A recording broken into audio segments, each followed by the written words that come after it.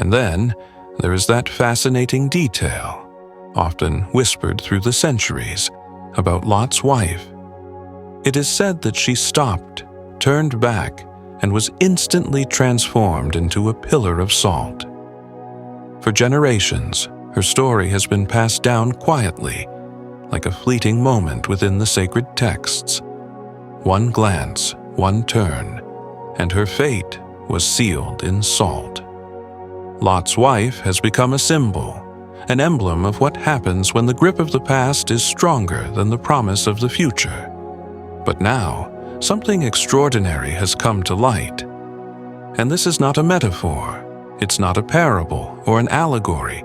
It's a real discovery, found in the deserts of Israel, so precise, so striking, that it has shaken both the world of science and the world of faith.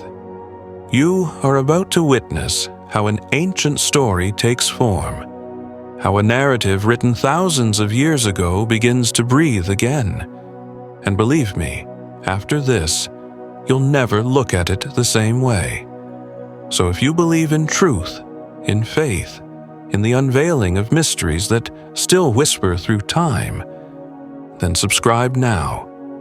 Because what we're about to reveal could transform the way you understand the past and how you walk into the future. In the dry and sun-scorched terrain near the Dead Sea, where ancient silence merges with relentless heat, archaeologists stumbled upon something that defied all simple explanations.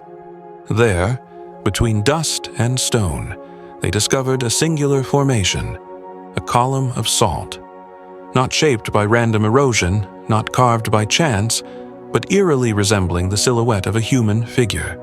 Upright, hardened, motionless. This was not an ordinary salt deposit. It was not an oddly shaped rock. It stood precisely in a location that, for millennia, has been identified by tradition as the very place where Lot's wife turned back. And in that moment of discovery, it was as if the story itself exhaled, as if something sacred had been unearthed, as if time had protected a witness for future generations. This is no metaphor sculpted into poetry. It is a silhouette, carved by nature and yet uncannily aligned with the biblical account. The convergence of location, form, and meaning cannot be dismissed lightly, because when an ancient scripture meets a modern discovery of such accuracy and symbolic power, what's left is not answers, but a deep, undeniable sense that something transcendent has returned to the surface. To understand the full weight of what has been found, we must return, not only in thought, but in spirit, to the place where it all began. The plains south of the Dead Sea, once fertile and brimming with life, now lie in desolation. The silence there is heavy, the air dry and still, the ground unable to support anything beyond memory. But long ago, those lands were home to the cities of Sodom and Gomorrah, names that today evoke images of corruption and moral collapse. According to the biblical narrative, their people abandoned the sacred in pursuit of selfish desire, trading reverence for recklessness and justice for indulgence. The outcry of their wickedness rose up, and in response, God sent judgment, not as a random act, but as a deliberate intervention. And yet, even in the midst of judgment, there was mercy. Angels arrived at Lot's home bearing a message both urgent and clear. Leave this place, flee from destruction, take your family with you, and whatever happens, do not look back. The instruction was clear, not vague, not open to interpretation. It was a divine lifeline, a boundary drawn between salvation and ruin. But in the final moments of the escape, Lot's wife hesitated. She turned her gaze toward what she was leaving behind, perhaps with longing, perhaps with sorrow. And in doing so, she crossed that line. In a single moment, her destiny changed. Her life was halted, her form preserved, not just as a symbol of disobedience, but as a living warning that what we cling to when we choose to resist the sacred can ultimately cost us everything. There are moments in life that define us, not through noise or spectacle, but through quiet decisions made in passing. For Lot's wife, that defining moment did not involve a grand rebellion or a dramatic confrontation. It was a glance, a simple turning of the head that changed everything. She was walking toward safety, toward a future prepared by divine mercy. The path was clear. The destruction behind her was final. There was no turning back physically or spiritually. And yet something deep within her resisted the movement forward. Perhaps it was the weight of a life built over years, a beloved home, the bonds that once offered comfort, now anchoring her to a world marked for ruin. And in that single instant, caught between the voice of God and the seduction of memory, she turned. The action was small in motion, but monumental in consequence. Because that glance was not merely disobedience, it was a revelation of the heart. It revealed where her loyalty truly resided. And the result was not only judgment, it was transformation. Her body was caught between two realities: the past she could not save, and the future she would never reach. Frozen in the midst of escape, her form was embraced by the salt of the earth, and there it remained. Not as a cruel punishment, but as a silent testimony to the price of divided devotion. In that motionless posture, eternity claimed a fleeting hesitation. What should have been a misstep became a monument, preserved through the centuries as both mystery and mirror. Time has a way of burying stories beneath the layers of doubt.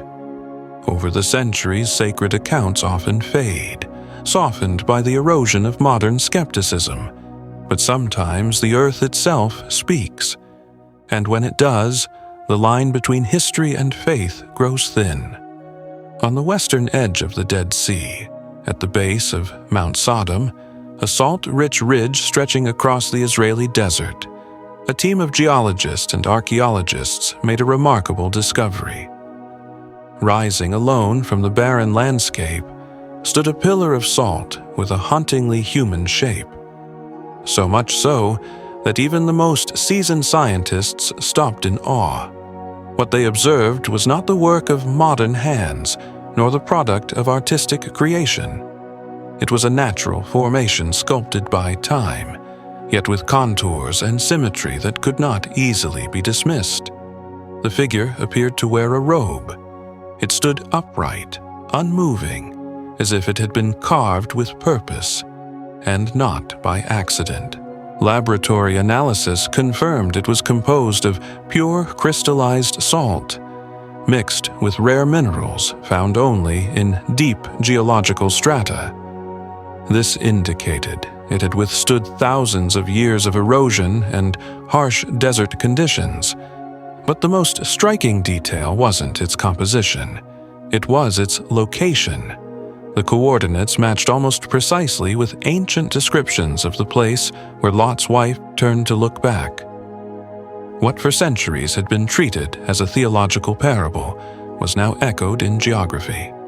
And in this convergence of ancient scripture and modern discovery, something extraordinary happened. That figure, long evoked by faith, had emerged once more, this time preserved in salt, unyielding, silent, a witness to history. The news of the discovery transcended academic circles. It stirred more than curiosity. It awakened emotion, wonder, and reverence. People from different cultures and belief systems began arriving at the site, not as tourists seeking spectacle, but as pilgrims drawn to a mystery. Many were moved to tears. Others stood in silence. For them, it wasn't about proving a story, it was about feeling its truth. And in that silence, the place spoke louder than any sermon. The figure, sculpted in salt, shaped by centuries of solitude, didn't demand arguments. It called for contemplation. Religious leaders issued statements, not with triumph, but with humility, acknowledging that what was once only interpreted through faith now had a presence in the world of evidence. And scientists, far from dismissing it, responded with genuine interest. They studied its formation, its composition, and its structure, not only with rigor, but with wonder. Even the most committed skeptics found it difficult to ignore the statistical improbability of such a figure emerging so precisely at the location pointed to by sacred texts for millennia. And so, division did not arise. Instead, dialogue was born. A rare space opened where science and faith walked together, each holding a part of the mystery, each enriching the other's vision. It was a moment of rare convergence, an instant in which reverence and research shared the same path. The story of Lot's wife was no longer confined to the pages of Scripture. It now inhabited the realm of the visible, the tangible, and perhaps the eternal. In a fractured world, often torn between faith and evidence, something emerged that spoke to both. And in that shared space, people from all walks of life paused, not because they were commanded to believe, but because something deep within them recognized the weight of what they were witnessing. Despite all the analysis, the emotion, and the wonder, there remains a deeper current, a force that flows beneath the surface of discovery and resonates within the soul. Because what stands at the foot of Mount Sodom is not merely a geological marvel or an ancient relic of a biblical narrative. It is a silent yet urgent message, still yet alive. The figure of Lot's wife, preserved in salt, does not shout condemnation. It does not exist solely as a cautionary tale about failure. Rather, it stands as a monument to the cost of hesitation during moments of divine clarity. Her story is not merely about disobedience in the abstract. It speaks to the deeply human struggle to release what once defined us, even when the future calls with sacred urgency. Her backward glance was not evil, it was weakness, and in that weakness we see ourselves reflected. How many times have we been called to rise from the ruins of an old life, only to falter, pulled back by comfort, by regret, or by unresolved attachments? Salt preserves more than just form. It preserves meaning. It reminds us that when God asks for trust, He asks for it completely, that when liberation is offered, it must not be delayed, and that there are rare, pivotal moments when a single decision defines the difference between moving forward into promise or becoming anchored in the past. She is not merely a witness to the destruction of Sodom. She is a witness to the weight of choice, a solemn reminder that salvation is not just about the road ahead. It is also about what we are willing to leave behind. It's easy to read the story of Lot's wife and keep it at arm's length, to view her as a distant figure from a remote era marked by choices we assume we'd never make.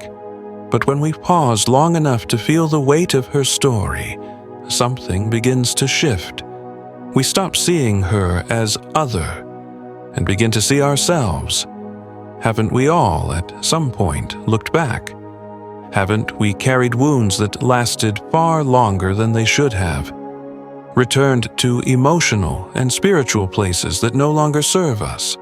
Revisited patterns that drain us, attachments that delay us, memories that feel safer than the unknown future? Lot's wife was not wicked. She was not defiant in some bold act of conscious rebellion. She was human. And it is precisely that humanity, her hesitation, her grief, her attachment, that allows her story to still speak so loudly, because it mirrors our condition, the struggle between holding on and moving forward, the fear of losing what once gave us identity, even when it no longer gives us life. That pillar in the desert is not just an artifact. It is not just a relic. It is a mirror, still, silent, and yet more honest than any sermon. It does not accuse. It simply stands, reflecting. What began as a scientific discovery has become something far more unexpected and far more beautiful. The land surrounding that pillar, once barren and silent, has become sacred ground. People do not come seeking spectacle. They come in search of something deeper, something they didn't know they were missing, until they stood in the shadow of what still remains. They come to pray, to weep, to release. Worship echoes between the canyon walls. Testimonies are whispered with the wind. Baptisms are held in the same waters that once kissed the edges of ancient cities. And there, right there in the desert, hearts turn. Not backward, like Lot's wife, but forward, toward healing, toward purpose. Atheists have stood in that place and wept without knowing why. Scholars have knelt where once they gave lectures, because sometimes silence speaks louder than any word, and that pillar still speaks. Families have been reunited. Lives have been transformed. This is no longer just a dot on a map. It has become a movement, an awakening, a sacred place where faith is not merely remembered but fully experienced, where the presence of God is not explained, it is lived. What once stood as a symbol of judgment has now become an invitation, and the desert, once dry and lifeless, is blooming with something eternal. For many, the story could have ended at the pillar, in the science, in the wonder. But what if this is only the beginning? Researchers continue their work, measuring, mapping, and examining every detail of the salt-formed figure. Academic papers are being published. Conversations and debates are rippling across continents. Yet while the world argues over logic and evidence, the faithful perceive something deeper, something far more immediate. Because those who have walked that desert path and stood face to face with the salt have found not answers in data, but a silent certainty, a spiritual clarity that transcends explanation. This isn't just about proving a Bible verse. It's about awakening a truth that was already written within the soul. This is not just her story. It is our reminder. Not every mystery was made to be solved. Some are meant to be contemplated, to move us, to speak to us, to stir us into action. The message was never condemnation. It has always been love. God's warnings are not threats, they are invitations. An extended hand reaching through smoke, through fire, through the rubble of a life once lived, whispering, "Come with me." There is more ahead than what you're leaving behind. Lot's wife didn't know what waited for her in the hills. She only saw what she was losing, and in that single moment, she lost it all. But you are still walking. You are still being called forward. Perhaps you are not fleeing flames or ashes, but maybe you are leaving something behind, something that held you too long, something that chained you to your past, something that made you feel small, bitter, or paralyzed. The voice that called to Lot still calls today, not with thunder, not with fear, but with truth, with tenderness, and with overwhelming grace. There is something sacred ahead, but to reach it, we cannot look back. So now, the question is not about an ancient story. It's about you. What is God asking you to release? What fragments of your past are still pulling at your steps, begging for one last look? Let this sign, this figure carved in salt, shaped by time and born from divine mercy, speak to your soul, not to frighten you, but to awaken you, to lift your gaze from the dust and fix your eyes on heaven, to remind you that forward is the only path that leads to promise. If this story stirred something deep within you, don't keep it to yourself. Share it. Let others feel what you felt. Let them see what you now see. Because this moment, this message, is not the end. It is only the beginning. We are just getting started. May God bless you. May He strengthen you. And may He lead you forward, always forward, never back.